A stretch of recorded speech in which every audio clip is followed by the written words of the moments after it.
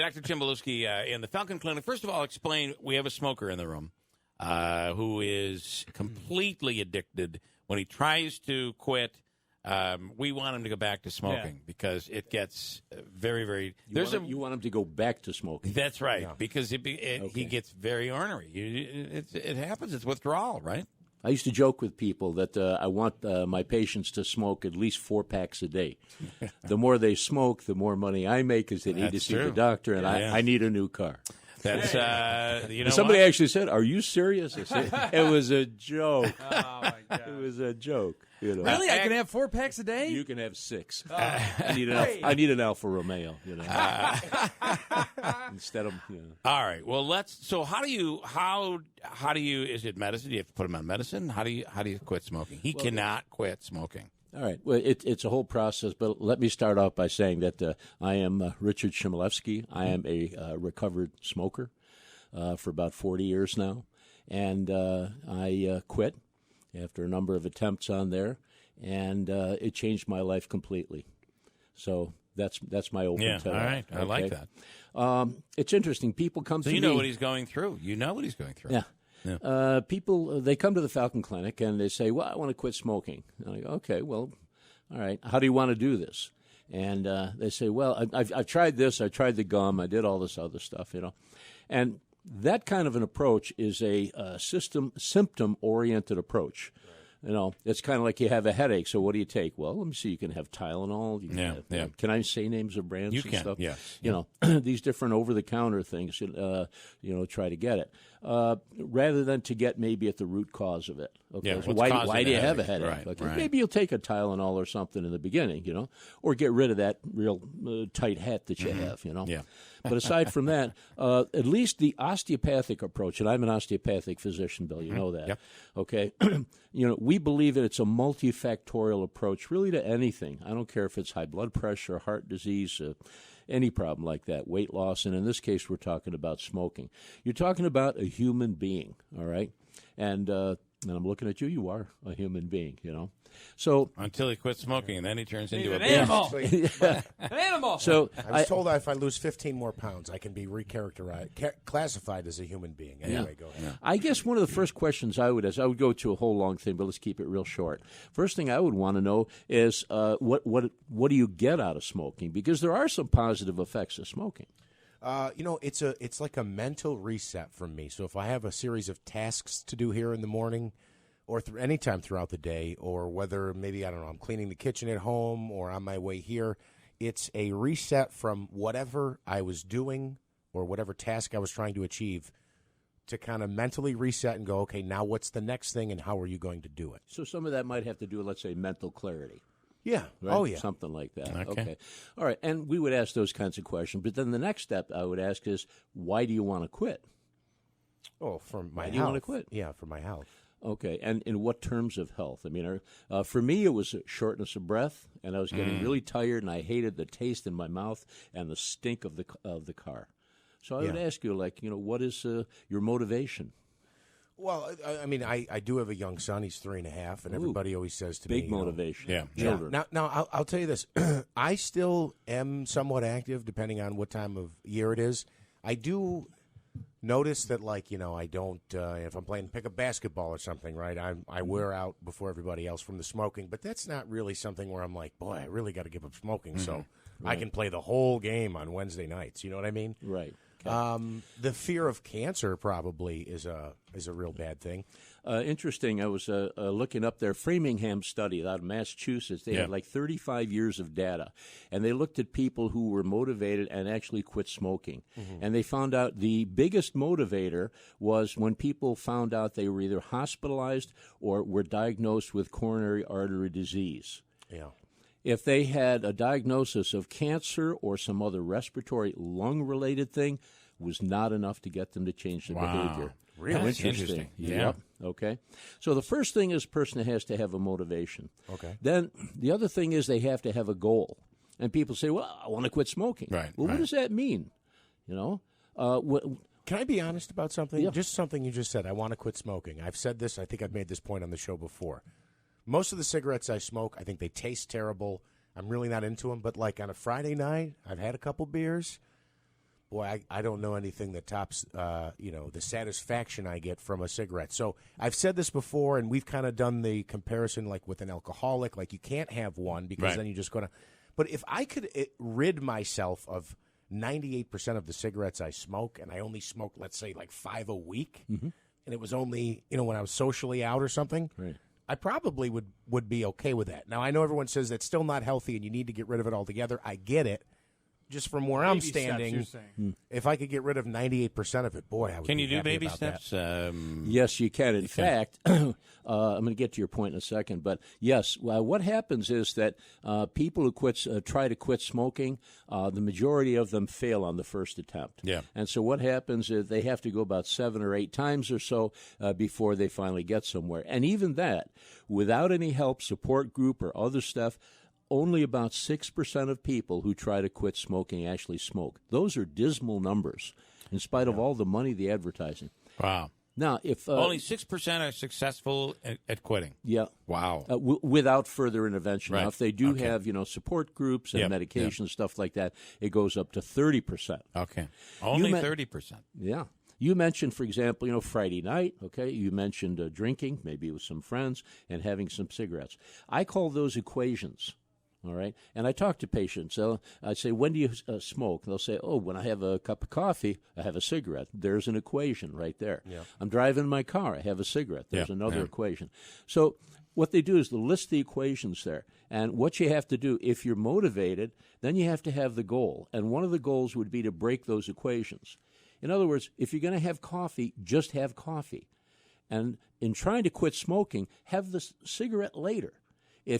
Now, when I quit smoking, okay, aren't I making a new equation? Yes.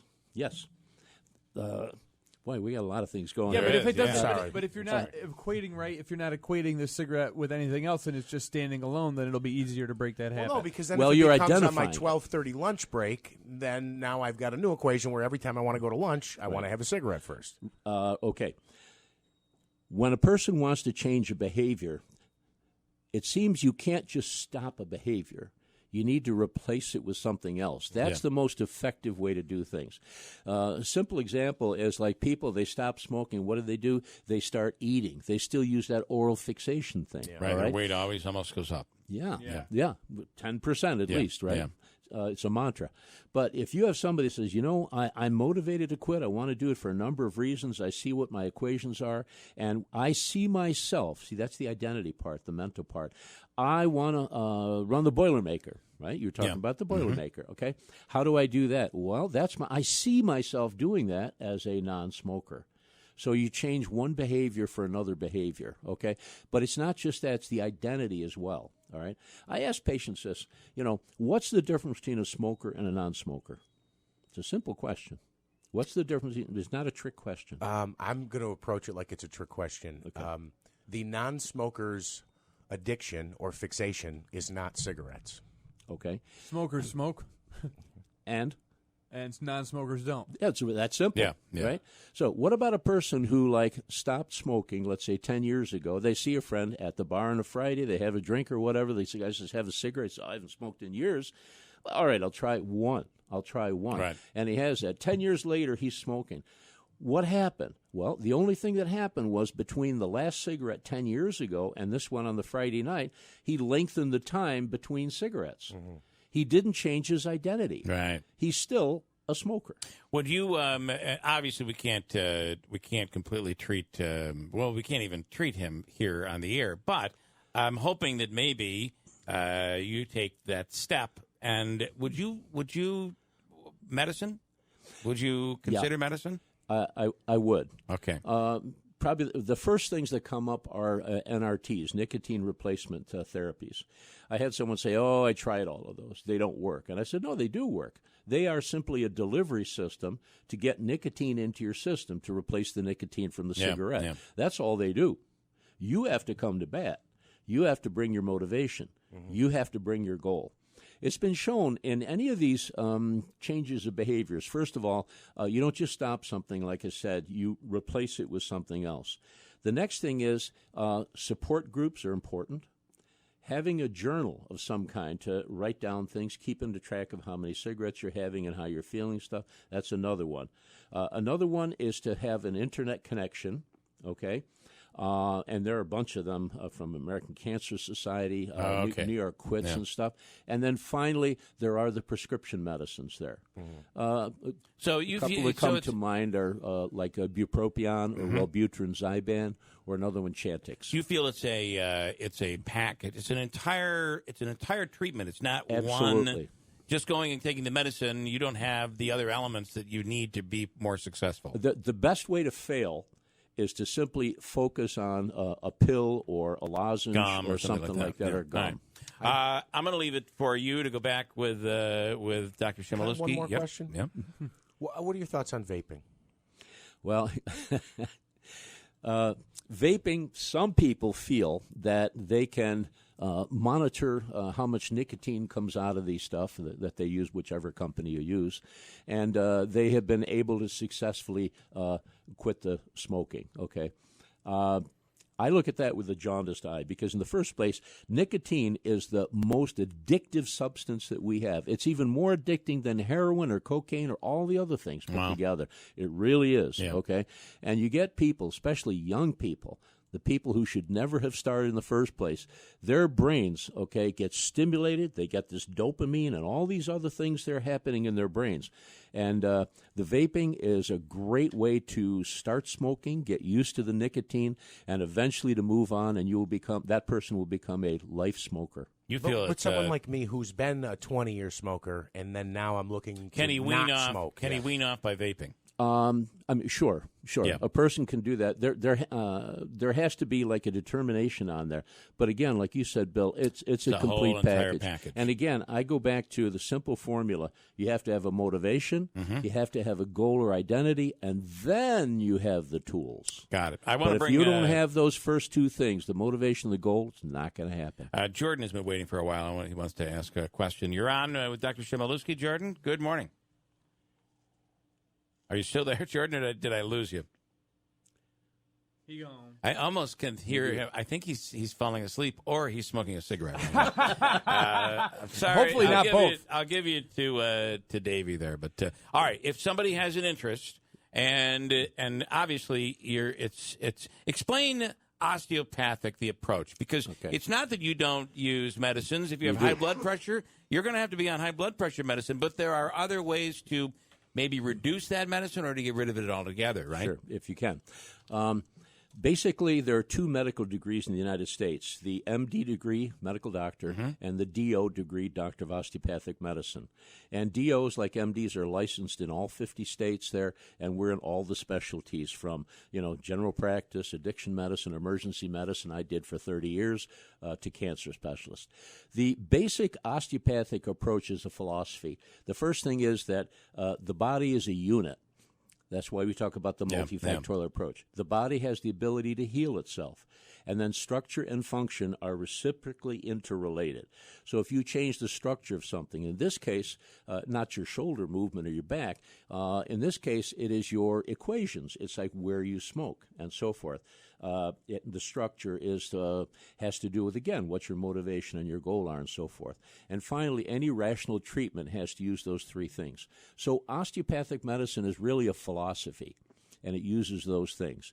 And within that context, we use a multifactorial approach to everything. And that's opposed to, like I said before, the headache. You got a headache, take a Tylenol.